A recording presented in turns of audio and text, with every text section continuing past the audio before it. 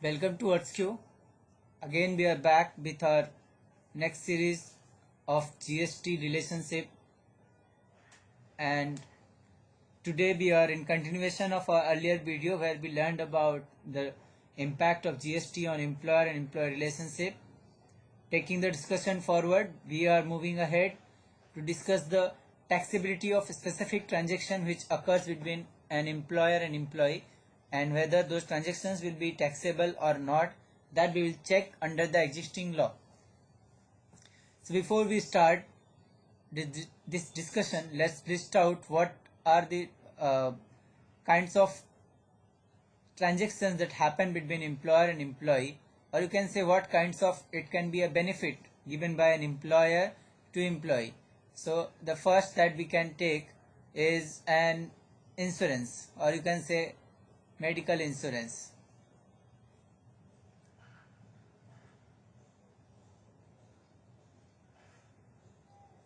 So medical insurance for employee or his family given by employer to employee, then if the transaction it is offered by employer and no charges is recovered from employer, and it is a part of company policy or company HR manual to give such benefit, then no GST is applicable on this benefit.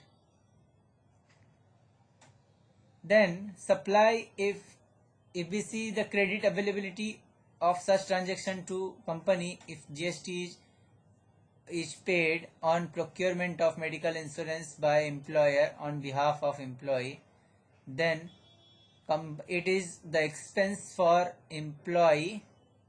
This is insurance is for employee, hence no credit is available of expense. And now we move ahead to see the next nature of expense, that we can say health checkup facility.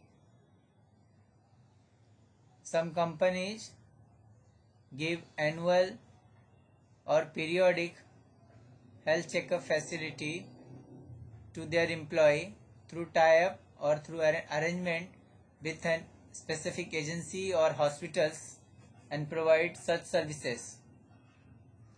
So in such cases, no GST is applicable, since there is no supply is given by employer to employee, and it is not supply per se or the company to its employee, so that's why it is not a GST transaction. And taxes paid, like in upper case we discussed, in the same way it will not be eligible for credit, since it is paid for the benefit of employee and not for the business. It is not related to business, that's why no credit is available. Then we see employer gives subsidized foods.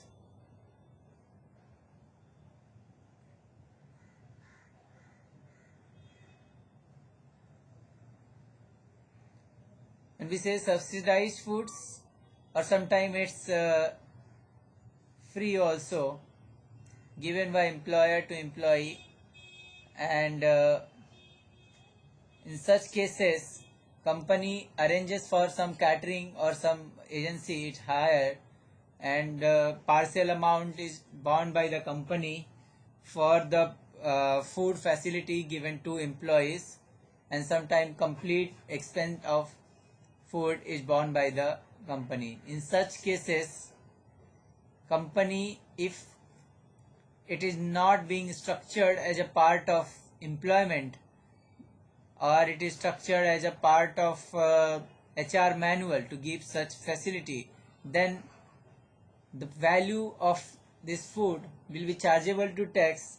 Then in such case company is advisable to have it structured or make it a part of HR manual if it is a common facility and it is given in general to all employees of supplying the foods to all his employees.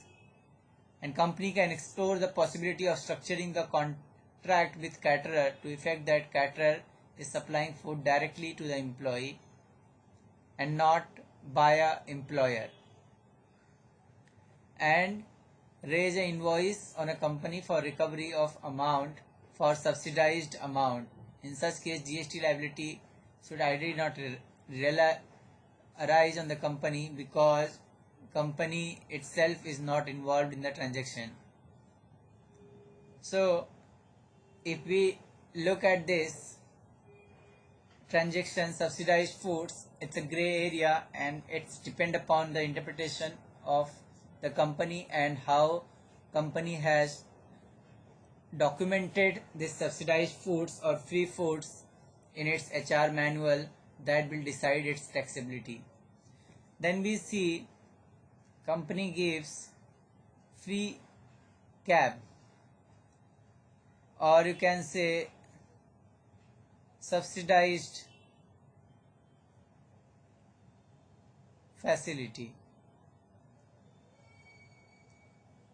So it's like a company buy or purchase a car and it is company provide cab facility to employees, pick up from the location and then his home, then drop to home after work. So it's a free of cost supply given to employees. In case it is not covered, in this case we have to check whether such an arrangement is a part of employee contract. When I say contract, means terms of employment. If it is not a part of terms of employment, then GST liability arise on the value of this subsidized facility which employer gives to employee in terms of free cab or pick and drop facility. So to decide whether this falls under taxable transaction or not, you have to check what is being written into HR manual or terms and condition of terms of employment. If it is not covered, then it will be taxable, and if it is, in case it is not covered in the employment contract, considering the same as a part of employment contract and is provided as a part of contractual obligation, it should not be subject to GST liability. Then we move ahead to see mobile handsets given to employees. In many companies, company provide mobile handset to employees. So if you see, we discussed in last video also, anything provided by the company to his employee and that is for an official use to serve his employment, to provide the service to facilitate his employment, then in such case any such thing provided by employee to employee by employer will not be liable to GST. Hence, no GST is charged. Then we see in some cases employer give relocation benefit when employee shift from one location to another location for his employment, his cost of travel or transportation, household goods etc. are whatever incurred are reimbursed by the company. In such cases, no GST liability is applicable, since such benefits are given to facilitate employee to perform his business or to perform his work in a systematic way, or you can say, so this is also treated into a service given for official use, hence no GST is applicable on this transaction. So if we look at above these transactions, if we remember what we discussed yesterday about the broad principle to check whether the transaction is taxable among employer and employee, then it need to be seen those under those principles, if whether that has been given under normal course, whether there is an contractual obligation, whether it is given for official use, whether that service is common for all or it is an special service. So these things will decide whether that transaction or whether that supply that is being made by employer to employee is taxable or not. So we have now learned this. Now let's move ahead to see what are the further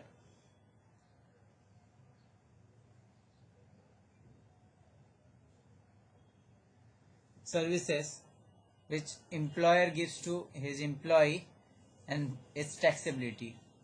Then there are cases of temporary accommodation, that is also no GST applicable because of its official purpose. Then there is a recovery of on account of loss of some assets from employer, recovered by employer from employee. Such recovery may be treated as liquidated damages and hence should not qualify as supply liable to GST, because that's not towards any supply. Then in some cases, company sells used laptop or the laptop which employee was using during his tenure after a certain period, after its depreciation time period gets over. So in such cases, this is sold on FOC basis or subsidized value, then such transaction to be treated as supply and it will be chargeable to GST. So anything which is being in nature of goods or in supply, which is in normal course, if sold in market will fetch a value. If it's being given free or is being sold in subsidized value, it will have the GST component. Accordingly, thus valuation rule will apply, and in that case, accordingly the company will have to pay the GST on such transaction. Now we have already seen the taxability of gift given on Diwali, or gift that is given on farewell, on like an or stationery etc. So gifts such as stationery etc., that if we see, if the value of total gift that is being given by employer to employee exceed 50,000, the entire value will be liable to tax. So it will be an duty for an employee to check whether how much value of gift has been given to employee during the year. So that entire thing will be accumulated to check whether it is not exceeding 50,000. If it exceeds 50,000, then employer has to pay the GST on entire part.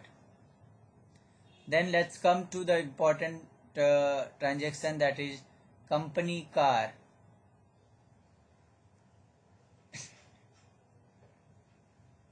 company car given to employee.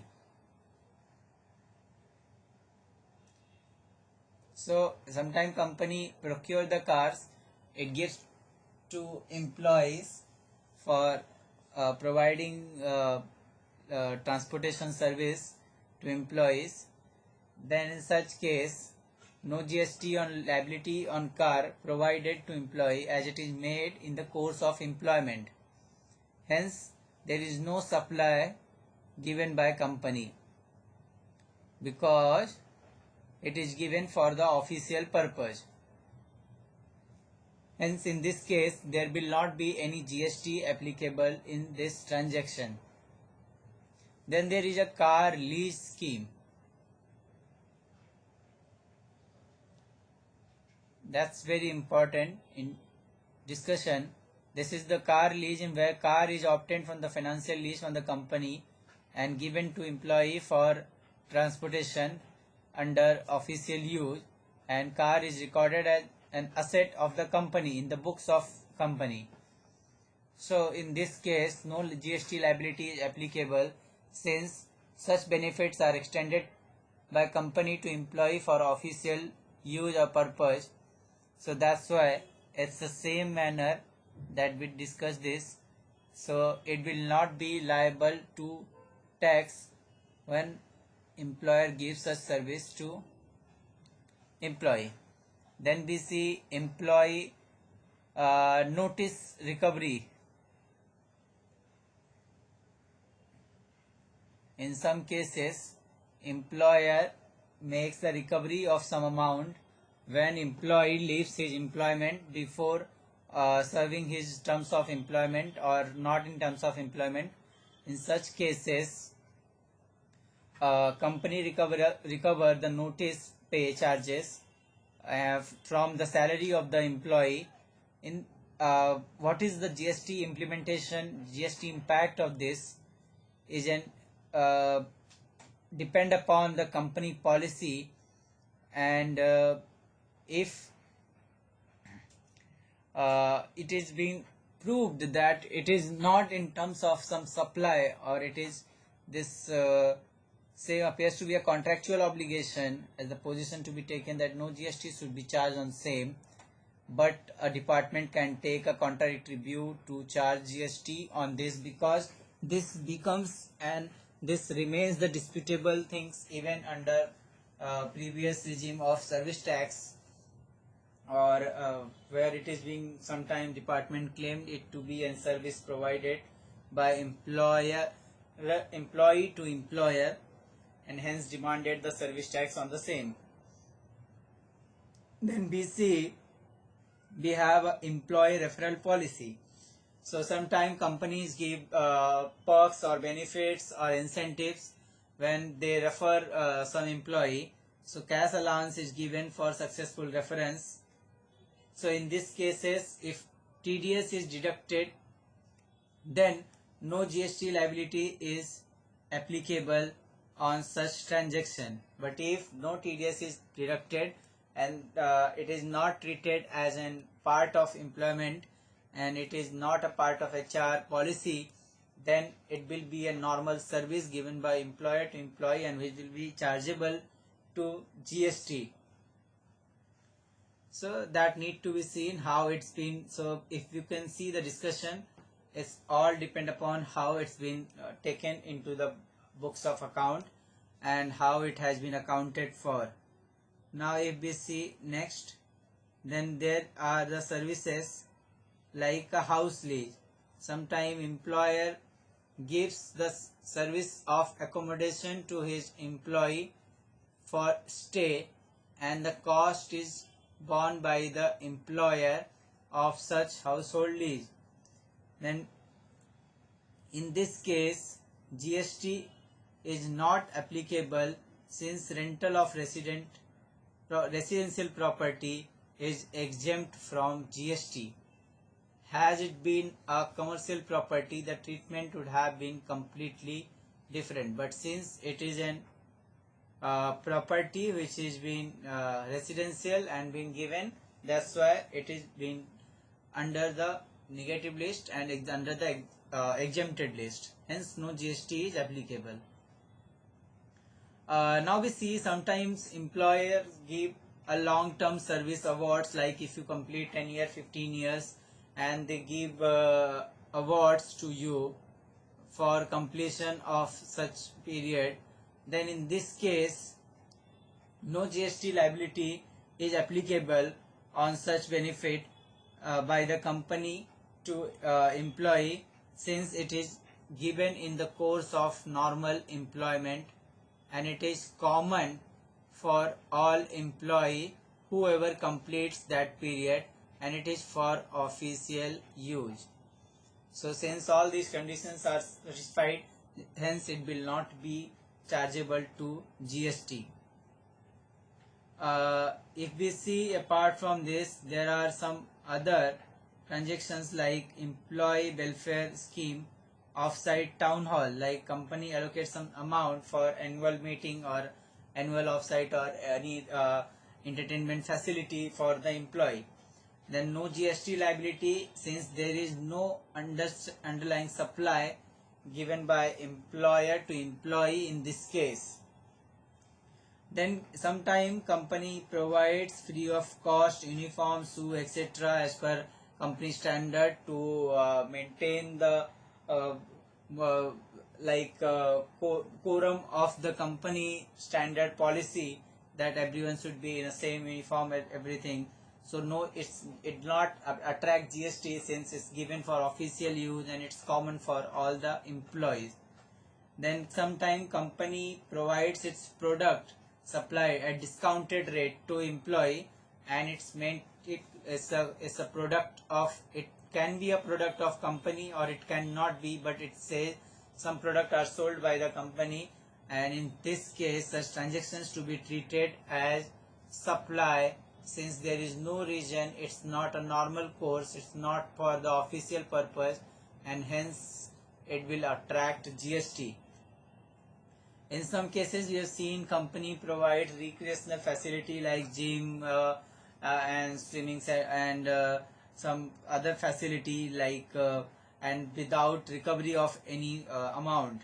Then no GST liability is applicable on such item if it is a part of employment and it is common, since it is a common for all the employee and it is not individual specific employees benefit, hence it is not taxable as per GST rule.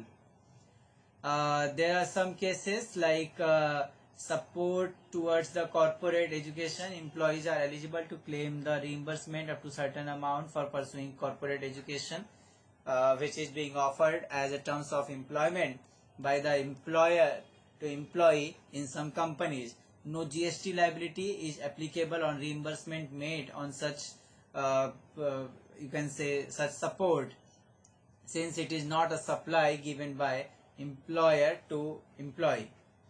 So broadly we have covered a large number of, or almost most of the all the kind of transaction that occurs between employer and employee, and the broad principle that remain valid is that if it is for official use, if it is given by under a normal course, and if it is a common for everyone, then in all such cases it will not be taxable to GST, but otherwise it will be chargeable to GST, and the valuation will be made as per valuation rule for the related party, since they are deemed related party under section 15 of Central GST Act.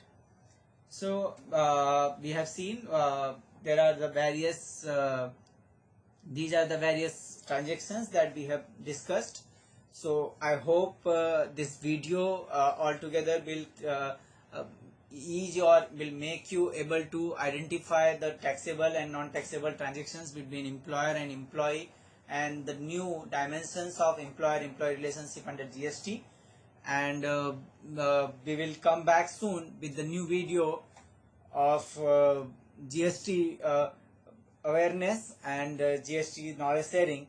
And till then, if you like our video, please subscribe and like our channel, and see you soon. Thanks everyone. Thanks for watching us.